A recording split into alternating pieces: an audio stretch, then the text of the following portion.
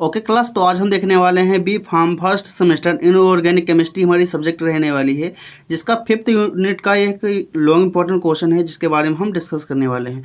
तो क्वेश्चन है right a brief note on alpha beta and gamma radiations.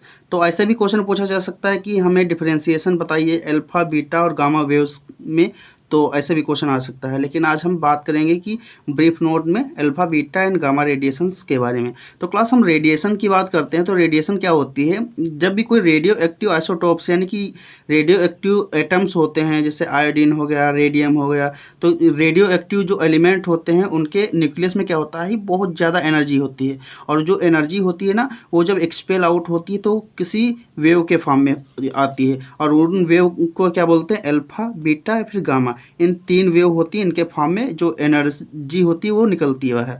तो जैसे कोई भी मॉलिक्यूल है, रेडियो एक्टिव मॉलिक्यूल्स, तो उससे अगर एनर्जी निकली, पॉजिटिव चार्ज अगर होगी तो अल्फा वेव कही जाएगी, तो अल्फा रेडिएशन बोल देंगे। अगर निगेटिव हुई तो उसे हम बीटा रेडिएशन बोल देंगे। अगर सीधी गई और उसमें ना पॉजिटिव चार्ज है ना निगेटिव चार्ज है, तो वो क्या बोलेंगे, उसे गामा रेडिएशन बोलेंगे। तो ये होती है। अब हम डेफिनेशन देख लेंगे। तो class radiation is the transfer of energy through space और matter in the form of wave के फॉर्म में निकलती है, और हाई स्पीड पार्टिकल होते हैं।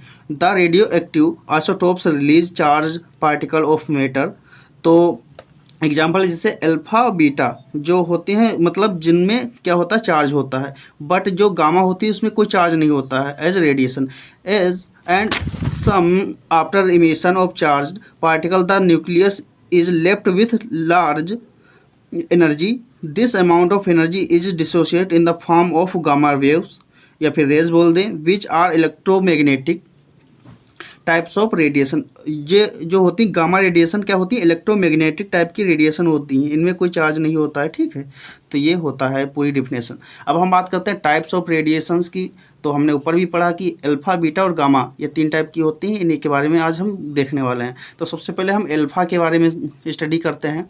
तो अल्फा जो होती है, these particles are equivalent to the nuclei of helium atoms. इसमें क्या होती है, हीलियम इक्वल होते हैं न्यूक्लियस, मतलब जो न्यूक्लियस होता है ना, ये किसी भी पार्टिकल्स में न्यूक्लियस जो होता है वो इक्वल होता है हीलियम एटम के। जैसे 2 हीलियम 4 होता है, इसका एटॉमिक नंबर होता है 2, और हीलियम का होता है एटॉमिक मास 4। तो ये एग्जाम्पल हो गया। और अल्फा पार्टिकल्स जो होते हैं पॉजिटिव चार्ज होते हैं एंड हैवी होते हैं, ये हमने बात कर रही थी ऊपर भी।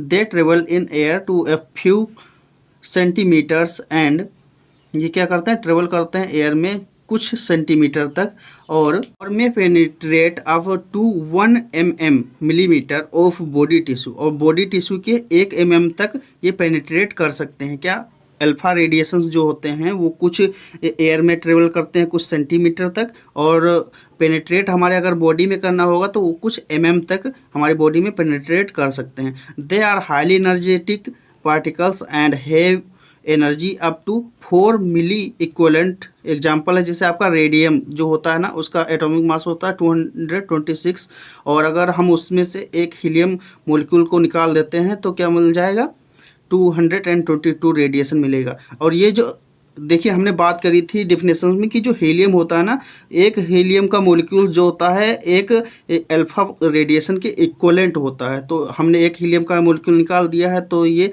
क्या मिला, हमारा एटॉमिक नंबर मास जो है 222 बचा, और जो 4 हीलियम है वो निकल गया। तो ये पूरा एग्जाम्पल हो जाएगा आपका। तो alpha emitter isotopes are not useful in pharmaceutical formulation. ये जो अल्फा हमारी रेडिएशन होती हैं वो आइसोटोप्स होते हैं, वो यूजफुल नहीं होते हमारे फार्मास्यूटिकल प्रिपरेशन में। और हम बीटा रेडिएशन के बारे में अब बात करते हैं। तो क्लास जो बीटा रेडिएशन होती है, their mass is equal to an electron. उसमें क्या इक्वल था कि जो अल्फा रेडिएशन थी वो हीलियम के इक्वलेंट थी, और इसमें क्या था, ये इलेक्ट्रॉन जो अप्रोक्सीमेटली 1/1800 ऑफ मास यूनिट के इक्वल होती हैं। क्या होती है, their mass is equal to an electron.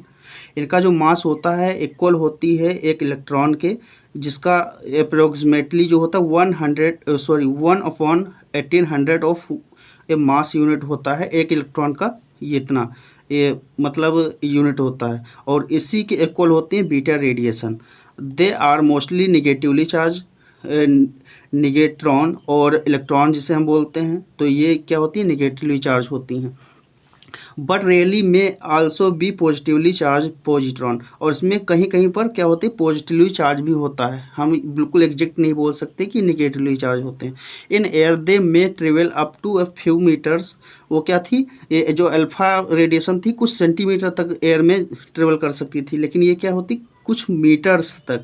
तो सेंटीमीटर और मीटर में आप डिफरेंस तो जानते होंगे। एंड में penetrate the body tissue about a centimetre, और उसमें क्या बॉडी टिश्यू में कितना पेनिट्रेट करता था, 1 mm करता था, और इसमें कुछ सेंटीमीटर तक कर सकता है। यानी कि अल्फा जो रेडिएशन है उससे ये बेहतर है beta radiation. The minimum energy exhibited by beta particles E max जिसे हम बोलते हैं इज़ 1.5 मिली इक्विवेलेंट, उसमें 4 मिली इक्विवेलेंट थी। एंड मीन्स एनर्जी ई जो मैक्स है इज़ 0.6 मिली इक्विवेलेंट। एग्जाम्पल जैसे आपका अगर जैसे मैग्नीशियम लेते हैं तो उसका क्या होता है, 12 होता है, सॉरी क्लास। इसका अगर हम 11th होता है, जैसे इसका एटॉमिक नंबर तो होता है 12, लेकिन हमने यहाँ पर एक कम करके रखा है ना, क्योंकि यहाँ पर एक जोड़ना भी है इसीलिए। तो 11 और इसका एटॉमिक मास होता है 24। और अगर हम इसमें एक जो है बीटा रेडिएशन को ऐड करेंगे तो हमारे यहाँ पर ये हो जाएगा 12 मैग्नीशियम, और इसका एटॉमिक मास हो जाएगा 24। तो ये हमारा बीटा एक रेडिएशन का ये मान होता है। तो यहाँ पर हमारे पूरा कंप्लीट होता है। ओके क्लास, अब देख लेते हैं गामा रेडिएशंस के बारे में। हमने पहले भी बोला था ये इलेक्ट्रोमैग्नेटिक रेडिएशन होती हैं, इनमें कोई चार्ज नहीं होता है। तो gamma particles react with matter and behave like discrete packets, यानी कि quanta of energy refer to as photon. तो हमने फिजिक्स में पढ़ा था 12th में कि जो भी कोई मोलिक्यूल्स होता है उस पर अगर हम एनर्जी यूज करते हैं एच न्यू को, तो क्या होती है कि वो जो एनर्जी होती है वो पैकेट्स के फॉर्म में कन्वर्ट हो जाती है, और उसे क्या बोलते हैं हम, क्वांटा या फिर फोटॉन्स बोलते हैं। It is an electromagnetic radiation, हमने पहले भी बात की। Therefore does not have any mass और चार्ज, इसका ना कोई मास होता है और ना ही चार्ज होता है। And travel with the speed of light, लेकिन ये ट्रेवल करती है स्पीड ऑफ लाइट से के इक्वल। और गामा पार्टिकल्स क्लास, जो gamma particles are high energy particle होते हैं, टाइपिकली 2 मिली इक्विवेलेंट, ठीक। These particles have high penetration power, इनमें हाई पेनिट्रेशन पावर होती है, इसीलिए इसका जो है गामा जो होती हैं मोस्टली यूज किया जाता है। And can pass through several phase of solid matters. Class, अब बात कर लेते हैं एप्लीकेशंस की। तो किन किन चीज़ों में यूज होता है जो रेडिएशन का, radiation are used for diagnostic purpose, तो डायग्नोस्टिक पर्पस के लिए यूज करते हैं हॉस्पिटल्स वगैरह में और कई लैब्स में। तो फॉर एग्जांपल एक्सरे जो वेव्स होती हैं used in the find out any injury और बोन्स, तो इन बोन्स की कहीं पर इंजरी वगैरह होती है तो उसको हम फाइंड आउट करते हैं एक्सरे के थ्रू। Radiation has power to destroy tissue, इनके पास पावर होती है रेडिएशन के पास कि टिश्यू यानी कि कैंसरियस जो सेल्स होती हैं उनको भी ये क्या कर सकते हैं, डिस्ट्रॉय निकाल सकते हैं। इजिली डिस्ट्रॉय बैक्टीरिया वगैरह को किल करने के लिए भी जो होता है। Used to estimating the degree of air pollution, जो एयर पोल्यूशन होता है उसको भी मेजर आउट करने के लिए जो होती हैं इन रेडिएशन का यूज करते हैं ये लैब्स वगैरह में। तो ये पूरे एप्लीकेशंस हो गए। तो क्लास यहाँ पर हमारा जो क्वेश्चन है कंप्लीट होता है, और हमारा पूरा जो लॉन्ग क्वेश्चन था वो कंप्लीट हो चुका है यहाँ पर। अब मिलते हैं नेक्स्ट वीडियो में। इस चैनल को सब्सक्राइब कर लीजिए अगर आपने सब्सक्राइब नहीं किया है। Thank you.